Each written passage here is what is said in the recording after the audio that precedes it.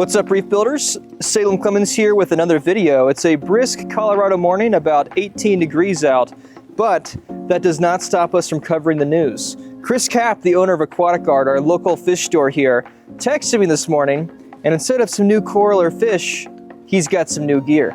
Let's go check it out.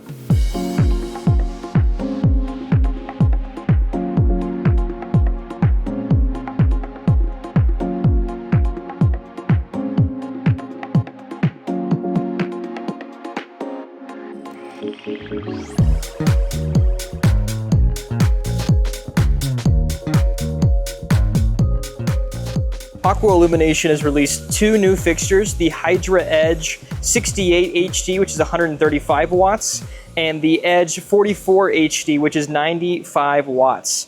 The Edge 44 HD, the smaller unit, has 10 blue, 6 royal, 8 violet, 10 cool white, 2 warm, and 8 UV LEDs.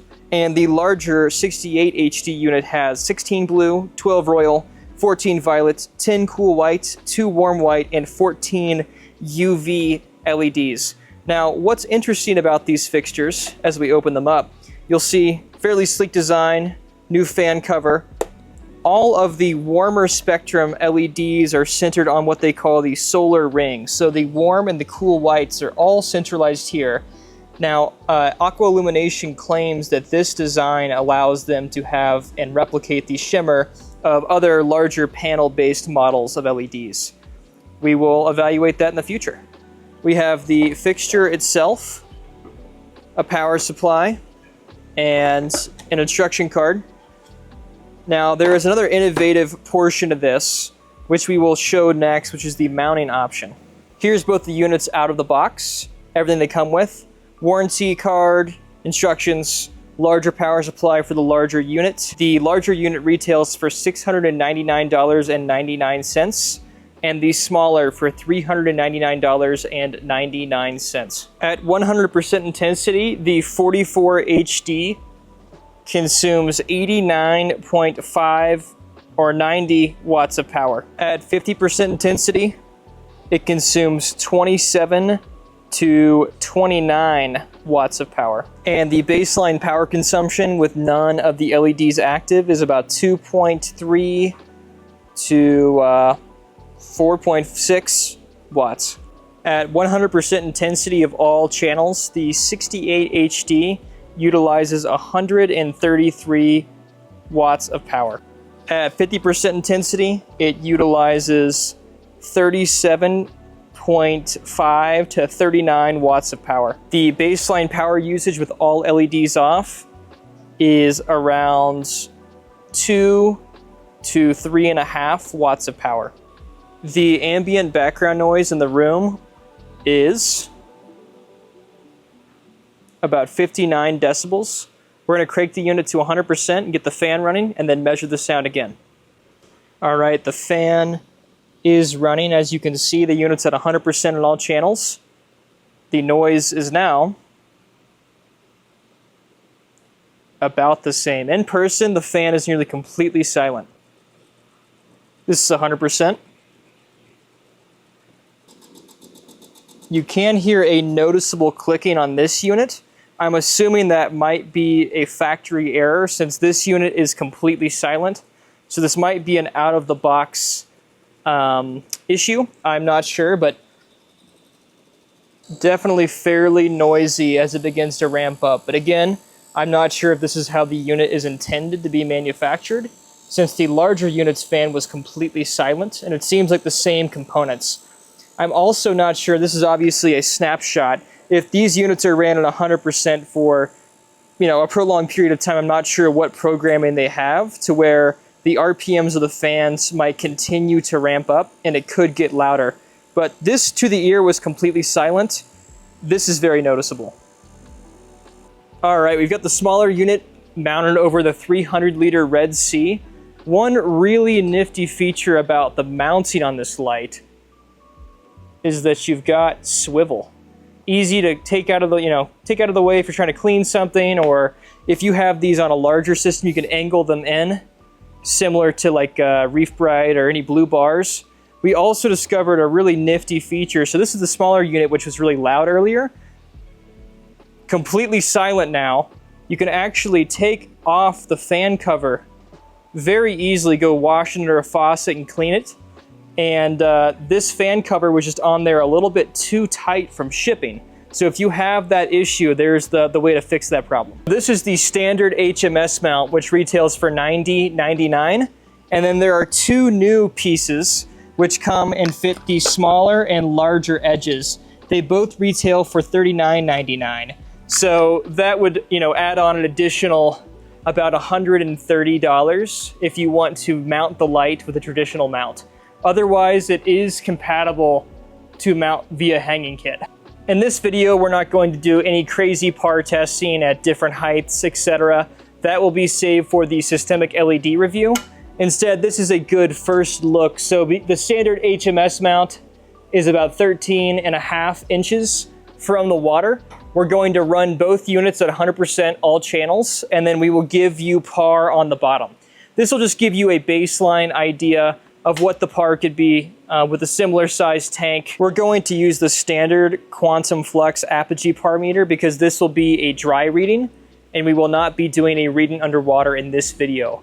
For the systemic LED review, I will be doing underwater readings, and I will take the general absorbance and the turbidity of the water to compensate for that factor. I'm just going to show you readings as I go along the bottom, and then kind of a general middle of the tank and top of the tank.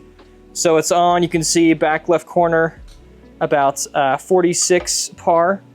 I've only got one hand here, so we're gonna hope that it stays there. You can kind of see here as both things move.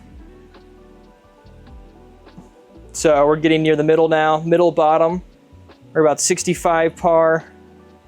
Center, we get up to close to 70. The back here, about 75. Back corner area now, going from left to right, there's some shadowing there. Back right corner, it's about 50. Front right corner, also 50. So about 50 in these areas.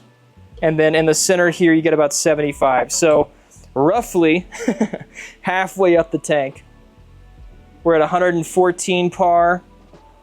Back left, we're about 60 par. Front left, closer to 65 par.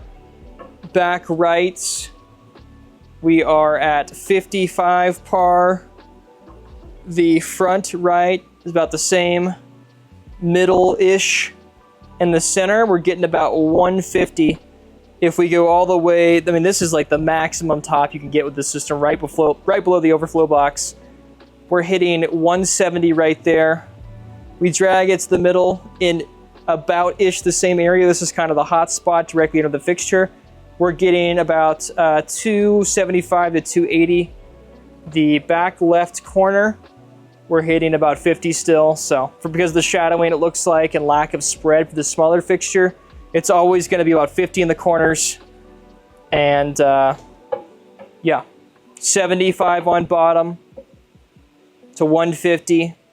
And up top, we're hitting about 175 to 180. So not bad for a little fixture.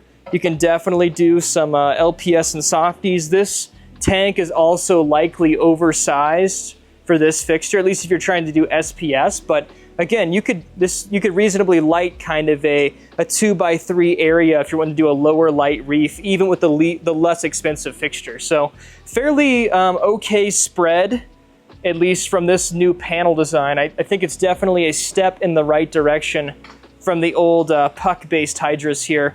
It's kind of a centralized version of the blades. So all of the spectrum and the punch of a Hydra in more of the panel format that you would see from a blade. Something else to see here is that each of the main LED clusters actually has 4 LEDs underneath. So they're a quad core here.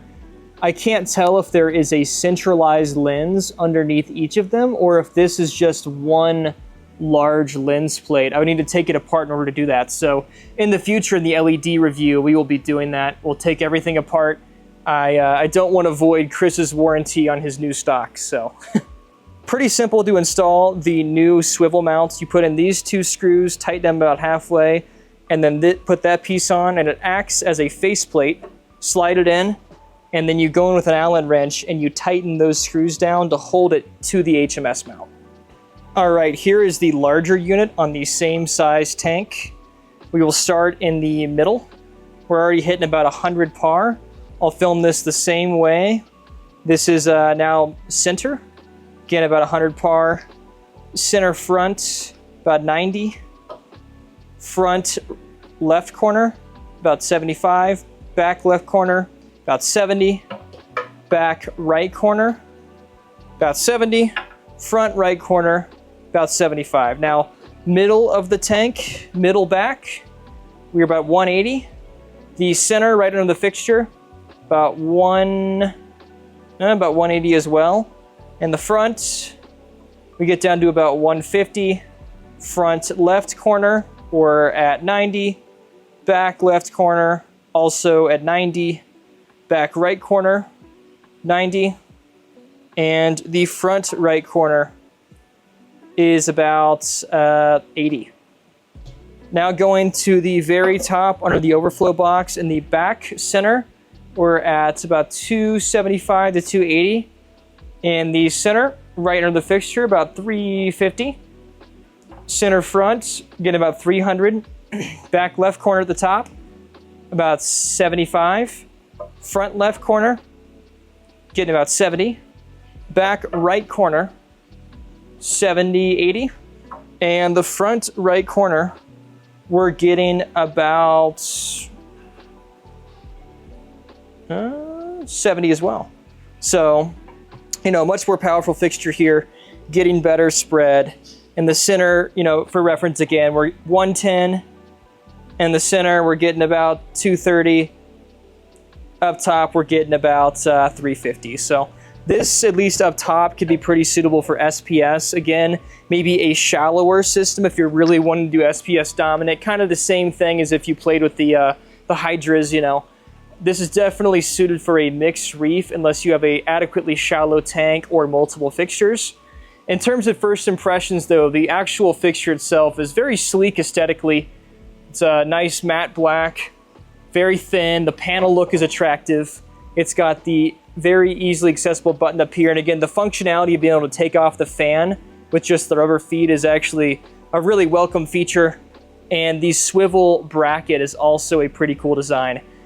In the full systemic LED review, we will test the PAR much more extensively, create a PAR map, create a spectrum map. We have a very nice spectrometer coming in the mail right now. It unfortunately was not here in time for this video. This does seem to have a much bluer or more blue heavy spectrum, but that center solar ring with all of the whites does add a visibly kind of white look to things. Again, still not as white as something like some of the halides or some of the T5 bulb combos, but whiter than some of the other fixtures offered by AI or Ecotech. So there are some welcome pieces of innovation here. Time will tell in terms of how well this fixture does on the market to grow coral, and we will have much more hard data and many more tests for you in the future. Stay tuned for our systemic review of nearly every LED on the market. That video was a little bit something different than what we've done typically. Let me know if you loved it. Let me know if you hated it. It was meant to just be a quick, snappy kind of post and update covering the main talking points about the light. We knew it was coming out tomorrow, and we were able to get our hands on it, so we wanted to give you all something.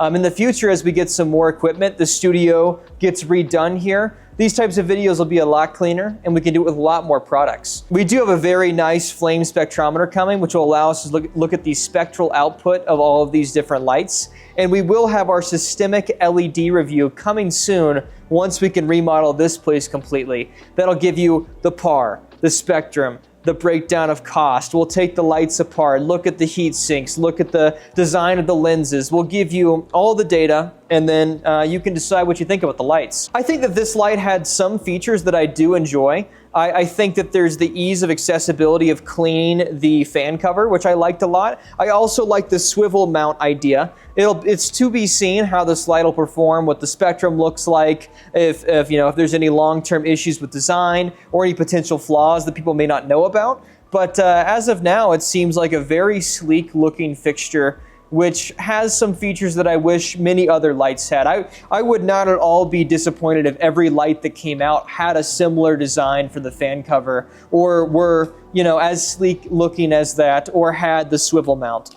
But again, we'll let the data speak. It'll be included in our systemic review of all the lights, and we'll go more in depth on it then, and we'll likely eventually get some of them to play with here at the studio to see how they can grow some coral. So stay tuned for that, and stay tuned for a big update of the studio. We have been hard at work for the last several months, and it's gonna turn out really well. Here's a very quick sneak peek of some of the work we've been doing at the studio. We've been redoing the floor. We've got a final coat to do. They've been working on the wall. Construction officially started today. It's been getting kind of cold in here, I'll tell you that.